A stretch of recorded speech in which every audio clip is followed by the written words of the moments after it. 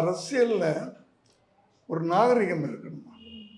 இப்போ நீங்கள் அமெரிக்காலாம் பார்த்தீங்கன்னா, இப்போ லாஸ்ட் எலெக்ஷனில் கூட கமலா ஹாரிஸும் ட்ரம்ப் ஒரே மேடையில் ரெண்டு பேரும், அந்த நாகரிகம் இருக்குது பார்த்தீங்க. அவர் பேசும்போது இந்த அம்மா சைலண்டாக இருக்கும், இந்த அம்மா பேசும்போது அவர் சைலண்டாக இருப்பார். ஒரே மேடையில் ரெண்டு கட்சிகள், இது எங்கேயோ பார்க்க முடியுமா? இந்த நாகரிகம் இருக்கணும். அதாவது ஒரு ஆளுங்கட்சி, இன்னொரு எதிர்கட்சி. எதிர்கட்சி தான், எதிரி கட்சி இல்லை, எதிரிகள் இல்லை ரெண்டு பேரும்.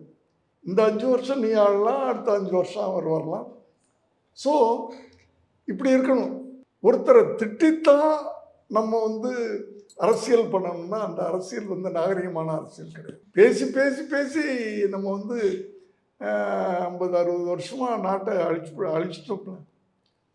பேசாமல் செயல்படுத்தி காட்டலாம்ல. டாக்லெஸ் ஒர்க் மோர்.